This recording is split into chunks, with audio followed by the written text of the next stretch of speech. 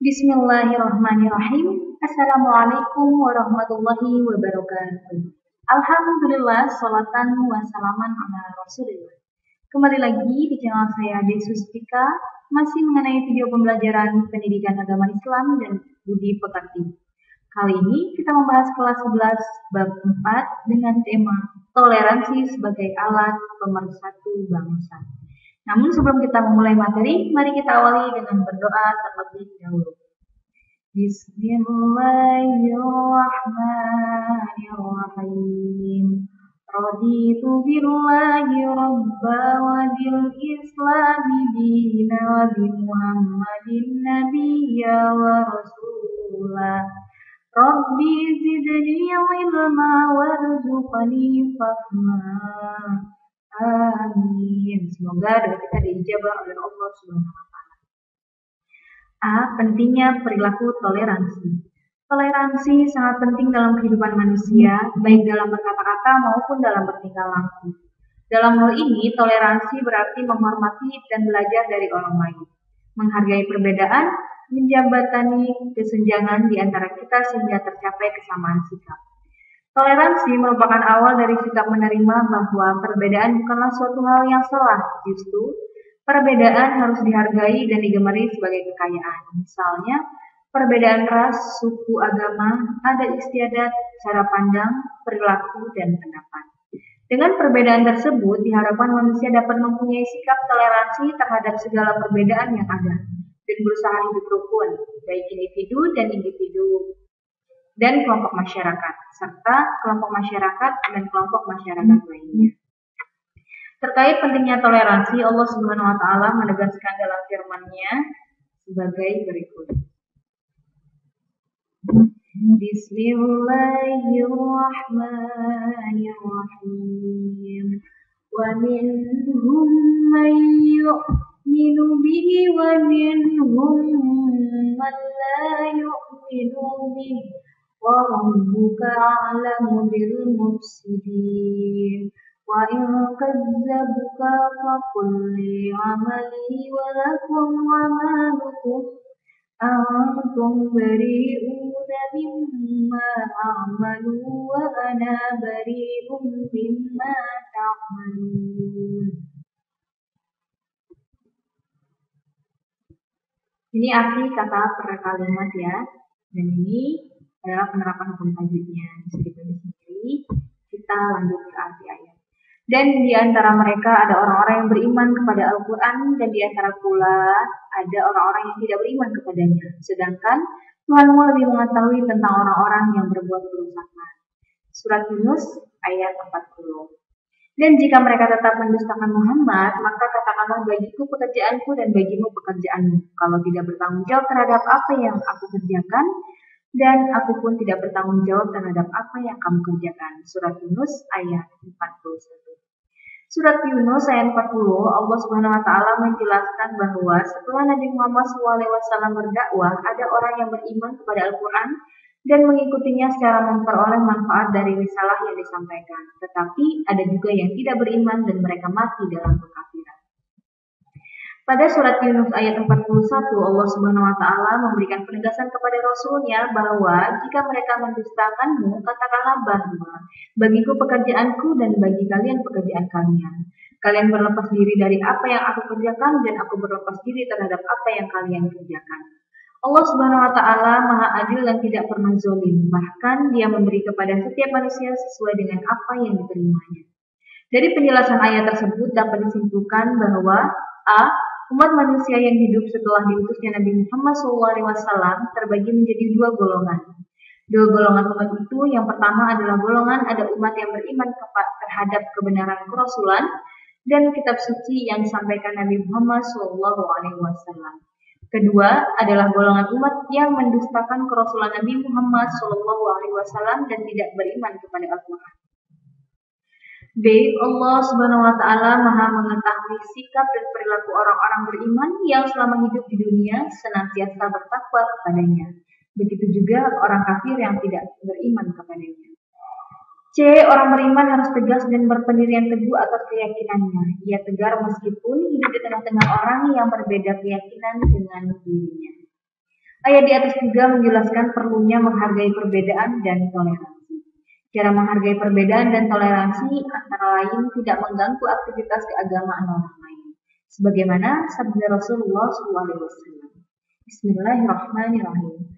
An Abdillah bin Amr radhiyallahu anhu qala Rasulullah sallallahu alaihi wasallam khairul ashabi indallahi khairuhum li sahibihi wa khairul jirani indallahi khairuhum li jarihi.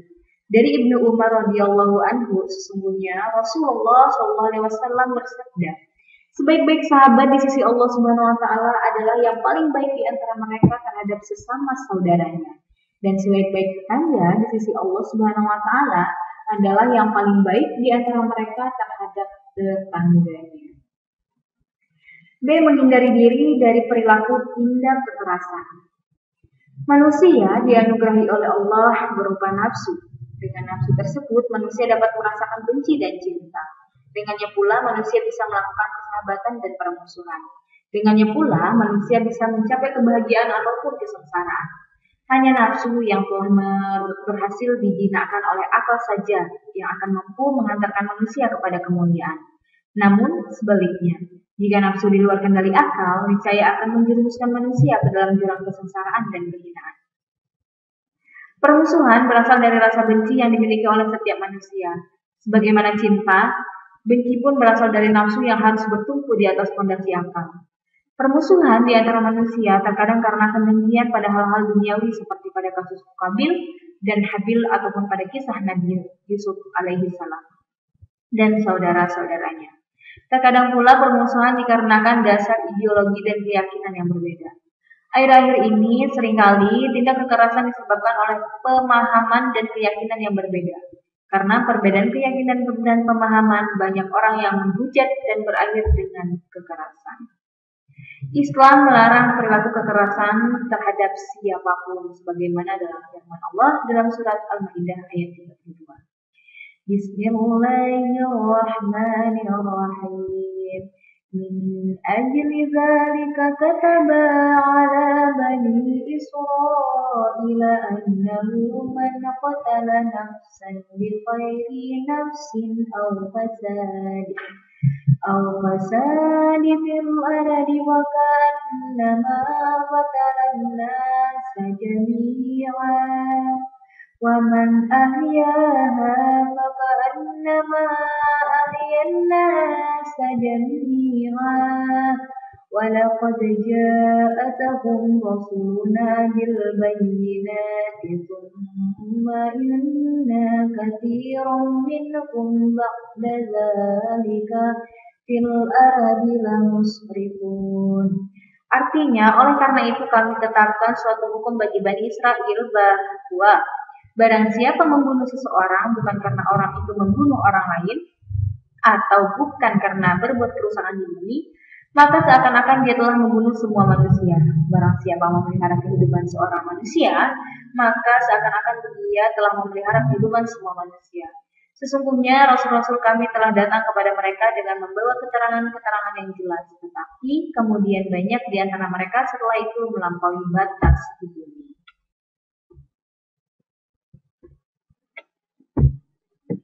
Allah Subhanahu wa taala menjelaskan dalam ayat ini bahwa setelah peristiwa pembunuhan Qabil terhadap Habil, Allah Subhanahu wa taala menetapkan suatu hukum bahwa membunuh seorang manusia sama dengan membunuh seluruh manusia. Begitu juga menyelamatkan kehidupan seorang manusia sama dengan menyelamatkan seluruh manusia.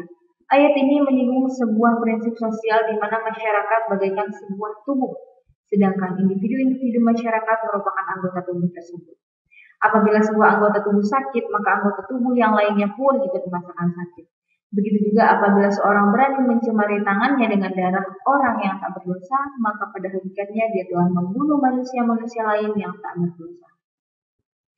Dari segi sistem penjenaan manusia, terbunuhnya Habil telah menyebabkan hancurnya generasi besar suatu masyarakat yang akan tampil dan lahir di dunia ini.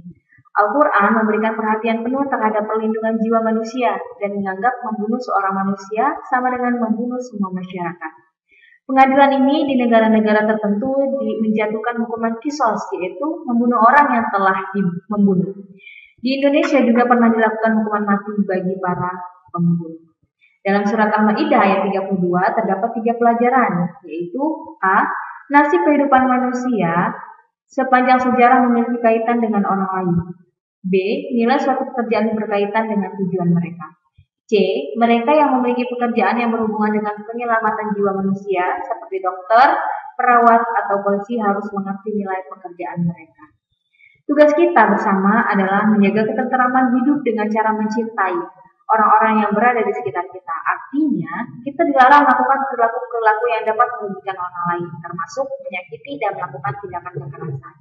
Di Indonesia ada hukum yang mengatur pelanggaran melakukan tindakan kekerasan, termasuk kekerasan kepada anak dan anggota keluarga. Misalnya, Undang-Undang Nomor 23 Tahun 2002 dan Undang-Undang Nomor 23 Tahun 2004. Sampai di sini materi yang dapat Ibu sampaikan, semoga dapat dipahami.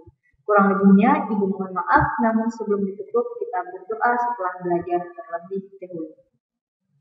Bismillahirrahmanirrahim. Rabbi auzi'ni an ashkura ni'mataka allati an'amta 'alayya wa 'ala walidayya wa an a'mala salihan taradahu wa adkhilni bi rahmatika fi 'ibadika as-shalihin.